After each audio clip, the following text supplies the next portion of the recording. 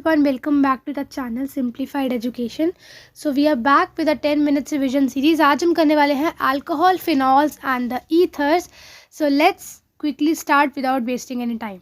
सबसे पहले अगर मैं बात करूँ alcohols की, तो alcohols they are organic compound जिसमें हम हाइड्रोजन आटम हटा के क्या लगाते हैं, OH ग्रुप लगाते हैं, उनको हम बोलते हैं alcohols. Like this is a alcohol. Fine. उसके बाद अगर मैं इसकी क्लासिफिकेशंस की बात करूं तो अल्कोहल्स को ना हम 3 कैटेगरी में क्लासीफाई कर लेते हैं. जैसे कि अगर तो जिस कार्बन से OH अटैच है वो फर्दर कितने कार्बन से अटैच है उससे हम पता लगा लेते हैं कि यह प्राइमरी है, सेकेंडरी है या फिर टर्शरी है. फाइन. तो सबसे पहला हो गया primary, secondary and the tertiary. Second हमारे हो गए मोनो, डाई एंड द पॉलीहिड्रिक. मतलब क्या, अगर एक OH है तो मोनोहिड्रिक, 2 OH है डाइहिड्रिक और बहुत सारे OH थे यार पॉलीहिड्रिक इन नेचर. ये होती है इसकी बेसिकली द क्लासिफिकेशन. ट्राइहिड्रिक का एग्जांपल होता है आपका ग्लिसरॉल. क्या होता है आपका ग्लिसरॉल. फाइन. फिर हम बात करते हैं इनके नॉमेनक्लेचर की. नॉमेनक्लेचर में हम क्या करते हैं, ऑल लगाते हैं. क्या लगाते हैं, OL. यानी कि अगर एक कार्बन है तो myth plus all, methanol, ethanol. तो इनका प्रीफिक्स क्या है, all. The prefix is the all. Fine.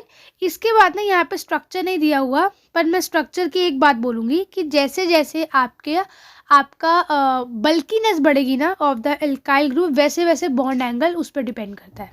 ठीक है, बॉन्ड एंगल किस पर डिपेंड करता है, bulkiness of the alkyl group. इतना याद रखना है इसके स्ट्रक्चर में. अगर हम बात करें इसके प्रेपरेशंस की, सबसे पहले इसमें आता है that is acid catalyst hydration.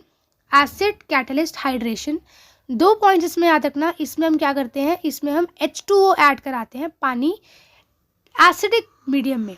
Acidic medium में, और जो प्रोडक्ट बनता है वो मार्कोनिकोव रूल के अकॉर्डिंग बनता है. यानी कि क्या बनता है, मार्कोनिकोव रूल्स के अकॉर्डिंग हमारे प्रोडक्ट बनते हैं. ठीक है. देन हमारा आता है हाइड्रोबोरेशन ऑक्सीडेशन, जिसमें जो हमारे आइकेन से जो कैटलिस्ट हैं that is the B2H6 H2O2 OH and your H2O. Fine. ये हमारे कैटलिस्ट है. हाइड्रोबोरेशन ऑक्सीडेशन में क्या होता है, आपके एक्सीलेंट ईल्ड यानी कि बहुत बढ़िया ईल्ड में आपको अल्कोहल्स मिलते हैं, लेकिन एंटी मार्कोनिकोव रूल के अकॉर्डिंग मिलते हैं. क्या मिलते हैं, 1 ऑल. क्या मिलते हैं, 1 ऑल. तो हाइड्रोबोरेशन में आपको मिलेंगे 1 ol according to anti Markovnikov rule, और जो आपका एसिड कैटलिस्ट हाइड्रेशन है उसमें आपको मिलेंगे अकॉर्डिंग टू मार्कोनिकोव रूल. ये हो गया हमारी पहली 2 प्रिपरेशन. थर्ड हमारी आती है ग्रिग्नार्ड रिएजेंट के साथ. ग्रिग्नार्ड रिएजेंट में हम क्या करते हैं, कार्बोनिल कंपाउंड की रिडक्शन करते हैं. ठीक है. यानी कि अगर हमने फॉर्मल्डिहाइड में RMgX डाला तो हमें क्या मिला, प्राइमरी अल्कोहल. ठीक है. फिर हमने क्या किया, दूसरा एल्डिहाइड लिया, उसमें RMgX डाला, हमें मिला सेकेंडरी अल्कोहल. फिर हमने कीटोन में RMgX डाला, हमें मिला टर्शरी अल्कोहल. ये होता है हमारा ग्रिग्नार्ड रिएजेंट के थ्रू. क्या होता है हमारा, ग्रिग्नार्ड रिएजेंट के थ्रू. फाइन. उसके अलावा हमारे कार्बोनिल कंपाउंड्स की रिडक्शन से भी होता है. यानी कि इसको मैं ना यहाँ पे समझाना चाहती हूँ. देखो, OH होता है, उसको अगर हम ऑक्सीडाइज करेंगे तो हमारा बनेगा CHO. CHO को फर्दर ऑक्सीडाइज करेंगे, हमारा बनेगा COOH. ठीक है. इसको अगर हम उल्टा करें, यानी कि हम COOH को रिड्यूस करें तो हमारा बनेगा एल्डिहाइड, और CHO को हम रिड्यूस करें हमारा बनेगा अल्कोहल. हमें क्या बनाना है, अल्कोहल बनानी है. तो हम क्या करेंगे, हम CHO को क्या करेंगे, माइल्ड रिड्यूस करेंगे. क्या करेंगे, माइल्ड रिड्यूस करेंगे. और एसिड को हम क्या करेंगे, स्ट्रॉन्ग रिडक्शन करेंगे. एसिड की क्या करेंगे, स्ट्रॉन्ग रिडक्शन करेंगे. ठीक है जी. तो एसिड की जब हम स्ट्रॉन्ग रिडक्शन करते हैं तो उसमें हम यूज़ करते हैं LiLH4. क्या किसको यूज़ करते हैं, LiLH4 को. ठीक है. ये हम करते हैं एसिड से अल्कोहल बनाने के लिए. ठीक है जी. और अगर हमने एल्डिहाइड से बनाना है क्या, अल्कोहल, वहाँ पे हम यूज़ करेंगे माइल्ड रिड्यूसिंग एजेंट, जिसमें हमारा माइल्ड रिड्यूसिंग में आता है NaBH4 एंड योर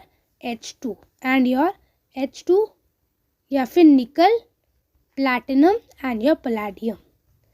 फाइन. मेरे पास ना इस चैप्टर के डिटेल नोट्स है, अगर वो चाहिए तो मुझे कमेंट सेक्शन में बता देना. ठीक है. फिर हम बात करते हैं कि कुछ फिजिकल प्रॉपर्टीज़ की. फिजिकल प्रॉपर्टीज़ की अगर मैं बात करूँ तो अल्कोहल्स के हायर बॉइलिंग पॉइंट है. किसके कंपैरिजन में? ईथर्स, हैलोअल्केन्स, हाइड्रोकार्बन सबसे ज़्यादा किसके हैं? अल्कोहल्स के। They have a higher boiling point. This is due to, क्यों? क्योंकि ये बहुत ज़्यादा स्ट्रॉन्ग हाइड्रोजन बॉन्ड बनाते हैं जिससे ये वाटर सॉल्युबल हो जाते हैं। क्या हो जाते हैं? वाटर सॉल्युबल हो जाते हैं। ठीक है। उसके अलावा boiling point branching inversely proportional होती है और सबसे ज़्यादा बॉइलिंग पॉइंट अल्कोहल्स की होती है एंड इनकी सॉल्युबिलिटी भी बहुत ज़्यादा अच्छी होती है ड्यू टू हाइड्रोजन बॉन्डिंग। लेकिन जैसे जैसे चेन का साइज बढ़ेगा वैसे वैसे सॉल्युबिलिटी घटेगी, वैसे वैसे सॉल्युबिलिटी घटेगी। Then we have its chemical properties.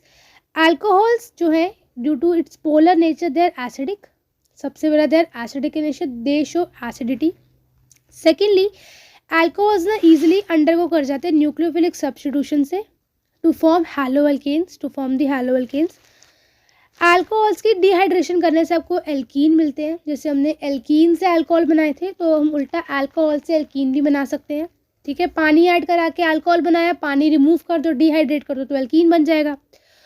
उसके अलावा आपको जो है देखो, अगर आप पीसीसी और कॉपर की प्रेजेंस में माइल्ड ऑक्सीडाइज करोगे तो प्राइमरी और सेकेंडरी अल्कोहल आपको क्या देंगी? प्राइमरी अल्कोहल आपको देगा कीटोन, सेकेंडरी अल्कोहल आपको देगा प्राइमरी अल्कोहल आपको देगा एल्डिहाइड, सेकेंडरी आपको देगा कीटोन। सेकेंडरी अल्कोहल क्या देगी? आपको कीटोन। ठीक है। और अगर स्ट्रॉन्ग ऑक्सीडाइज करोगे तो क्या देगी? एसिड। लेकिन टर्शरी अल्कोहल नहीं देती, टर्शरी अल्कोहल ऑक्सीडेशन में नहीं देती एल्डिहाइड या कीटोन। क्यों नहीं देती? Because they are resistant to oxidation and they form an alkene. Paper में आता है कि जब प्राइमरी को हम क्या करते हैं? माइल्ड ऑक्सीडाइज करते हैं तो एल्डिहाइड मिलता है। सेकेंडरी अल्कोहल को हम माइल्ड ऑक्सीडाइज करते हैं तो कीटोन मिलता है। तो टर्शरी को ऑक्सीडाइज करने से हमें कुछ क्यों नहीं मिलता? तो आप बोलना they are generally resistant to oxidation and they form the alkene, and they form the alkene. क्यों why they are resistant to oxidation? Because they does not have the alpha hydrogen. alpha hydrogen उनके पास नहीं होता, इसीलिए वो oxidation undergo नहीं करती। ठीक है जी। उसके बाद इनके कुछ एग्जांपल है कि methanol and ethanol are two commercially important alcohols. उसके अलावा लुकास रिएजेंट हैलोअल्केन्स में पढ़ा हुआ है, हमने पढ़ा हुआ है। लुकास रिएजेंट में क्या होता है कि अगर 1 डिग्री है तो टर्बिडिटी नहीं होगी रूम टेम्परेचर पे, टर्बिडिटी 5 मिनट्स बाद आई तो सेकेंडरी है, इमीडिएटली आ गई तो टर्शरी है। ये हमारा अल्कोहल का टेस्ट है। क्या है? HCl plus ZnCl2 known as the Lucas reagent, known as the Lucas reagent. Fine. ये हमने देखा अल्कोहल। अब हम देखेंगे फिनॉल। फिनॉल की बात करें, फिनॉल क्या होता है? This is a phenol, this is a phenol. Benzene ring पे हुआ जिसको बोलते हैं फिनॉल। आईयूपैक नेम की बात करें तो इनका क्या होता है? इनको हम फिनॉल के नाम से जानते हैं, इनके नाम से जानते हैं, इनको हम फिनॉल के नाम से जानते हैं। ठीक है जी। फिनॉल के नाम से इनको हम जानते हैं। इनकी अगर हम प्रिपरेशन की बात करें तो ये क्यूमीन से बनता है, क्यूमीन। ठीक है। हाँ, और बहुत सारे 2-3 और रिएक्शंस है, इनसे ये फॉर्मेशन होती है इनकी, किसकी? फिनॉल्स की।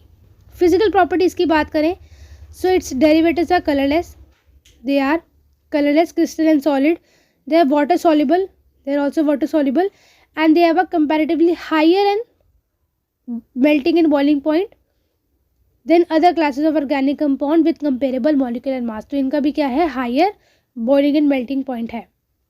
chemical properties की बात करें तो phenol they are more acidic, they are more acidic. why?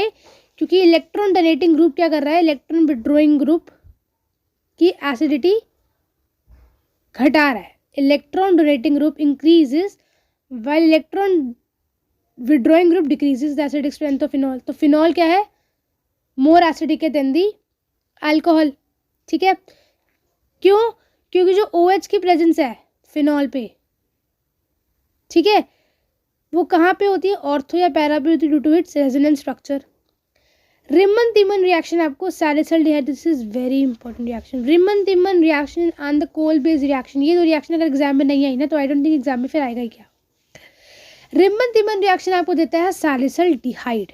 क्या देता है आपको? सैलिसाइल्डिहाइड। क्या देता है आपको? सैलिसाइल्डिहाइड। और जो हमारा कोल बेस रिएक्शन है वो आपको देता है सैलिसिलिक एसिड। ठीक है। Kolbe's and the Riemann-Diemann reaction are the very very important reaction. ठीक है, या सो Kolbe's and the Riemann-Diemann reaction, ये दो हो गया. अब हम चलते हैं नेक्स्ट, हमारा आ गया ईथर्स. ईथर्स की अगर हम बात करें, ethers are the organic compound, ROR, इनको हम बोलते हैं ethers. This is ROR, this is known as the ethers. ठीक है, नॉमेनक्लेचर की बात करें तो उनको हम बोलते हैं एल्कोक्सिएकेन, यानी कि अगर जो बिगेस्ट हाइड्रोकार्बन चेन है वो पेरेंट चेन है, उनको हम क्या बोलेंगे, एल्केन. जो स्मॉलर होगी उनको हम बोलेंगे एल्कोक्सी. क्या बोलेंगे, एल्कोक्सी. ठीक है, यानी कि देखो ना, ये कितनी चेन होती है, 2 चेन होती है ना, वो ये आर इधर एक आर इधर. जो चेन बड़ी होगी उसका नाम हम लगाएंगे मेन में और बाकी को एल्कोक्सी. फॉर एग्जांपल ये है मिथ, ये है इथ. दिस विल बी, क्या होगा जल्दी बताओ. जो मिथ है यानी कि कम वाली वो मिथॉक्सी इथेन, मिथॉक्सी इथेन. ठीक है, समथिंग लाइक दैट. फाइन. उसके अलावा प्रेपरेशन की बात करें तो ये बनती है विलियमसन सिंथेसिस रिएक्शन. किससे बनती है, Williamson synthesis reaction. Williamson synthesis ये रिएक्शन होती है, इसमें होता है RX. ठीक है, इसमें हम डालेंगे RONA. ठीक है, तो ये क्या करता है, ये NX को ले जाता है, NX को ले जाता है और क्या फॉर्म करता है, ROR. This is the Williamson synthesis reaction, very very important. Chemical properties, the CO bond can either undergo cleavage or electrophilic substitution. Reaction which occurs at the ortho para position in the aromatic ethers. Physical properties की बात करें तो इनका जो boiling point है वो क्या है, comparatively low. क्या है, comparatively low as compared to the compound while comparable molecular mass, that is alcohol. क्यों, due to absence of intermolecular hydrogen bonding. Due to absence of intermolecular hydrogen bonding. Fine. ये हो गया important. अगर इसमें से बताऊँ, Reimer Tiemann reaction very important, Kolbe's reaction very very important. उसके अलावा एक एस्पिरिन की formation is very important. Aspirin formation is very important, वो भी करके जाना है. मैं यहाँ पे ना नीचे लिख देती हूँ. सबसे पहला हमारा कोल्बेज हो गया. ठीक है, उसके बाद रीमन-दीमन रिएक्शन हो गई. ठीक है, तीसरा इसमें एस्पिरिन की फॉर्मेशन हो गई. एस्पिरिन फॉर्मेशन ये बहुत आती है एस्पिरिन फॉर्मेशन की. ठीक है, ये 3 तो आपके गोल्डन टॉपिक्स हैं, इनको तो आप छोड़ कर नहीं जाओगे. फोर्थ एक रीजनिंग है कि टर्शरी वाला जो है वो क्यों मतलब अंडरगो नहीं करती ऑक्सीडेशन, एक ये इंपॉर्टेंट है. और बाकी जो हमारा हाइड्रोबोरेशन और जो एसिड कैटलिस्ट हाइड्रेशन है उसके मैकेनिज्म पूछे जा सकते हैं, उनके मैकेनिज्म पूछे जा सकते हैं. उसके अलावा physical properties and yes one more thing, Grignard reagent. This is very important. 5th topic है आपका ग्रिगनार्ड रिएजेंट्स की प्रिपरेशन. फाइन. सो होप ये रिविजन अच्छी रही होगी. So I will see you in the next session.